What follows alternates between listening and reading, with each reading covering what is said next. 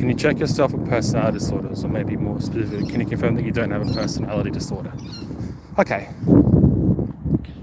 This is an interesting question. And which is basically getting at, can you self-diagnose? Is the question. Actually, check the time. It's time. I'll have to reply shortly. But basically the question is, can you self-diagnose, and can you check yourself for personality disorders? So I answer this question with an analogy and a story, because I love doing it like that. So there's a few things to consider with this sort of shit. First of all, a mental health condition by nature distorts reality in your brain, in the mind. As in depression, for example, a person is seeing the world through the lens of depression and not through the lens of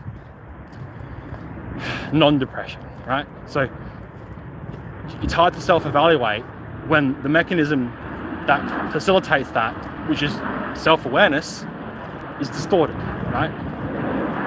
So you're naturally going to be a bit inaccurate, right? And personality disorders are much the same. They allow the person to build a reality in their mind that makes sense to them, but might be incongruent or incompatible with the real world.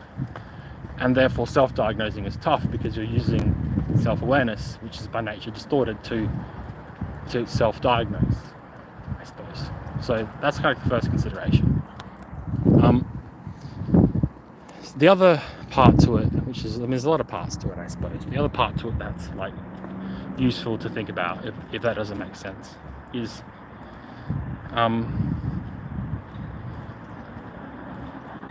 we'll jump over to medicine. I think is a good example. If a person was given the recipe to create stimulant medication, would you do it? And would you self-administer stimulant medication, and knowing of the risks, like, stimulant medication, cardiovascular health risks, anxiety, even psychosis in extreme dosages,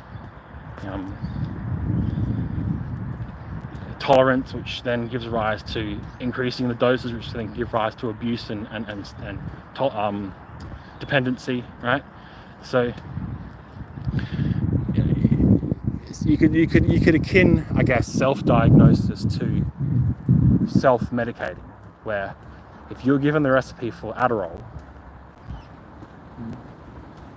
or opium or whatever,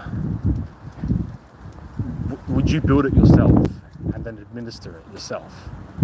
And the correct answer, if people need the correct answer, is you shouldn't, because it's fucking dangerous, right?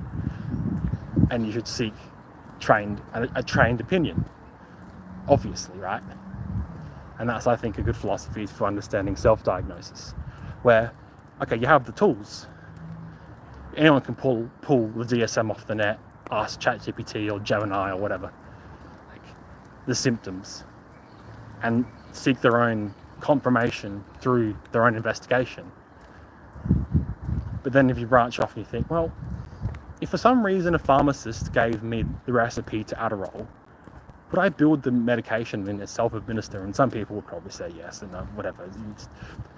For anyone, that's the point with self-diagnosis and with, I guess you could say, rational thinking, where the rationally correct answer is to not self-administer medication unless you're prescribed it. Like, that's the rational, objective, all factors considered, that's the objective answer. And that's why a lot of medication is scheduled and tapered off to the general person, because it's very powerful, and society obviously can't be trusted without it being tapered off and sectioned and controlled and all that sort of stuff, right? So society's already made that decision on the behalf of science has already made that decision on behalf of the people. So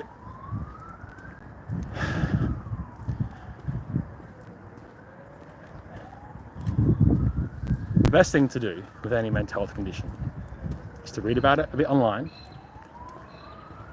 because I get people that come in that self-diagnose and whatever, and I don't mind, because ultimately I can kind of screenshot them in my brain anyway and kind of figure out what I think is going on anyway, regardless of the self-diagnosis, which is sometimes right. but sometimes it's not.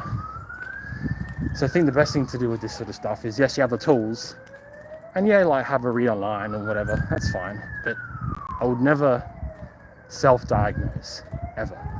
I would just self-educate, but leave it up to the people, the trained people, to make the final decision.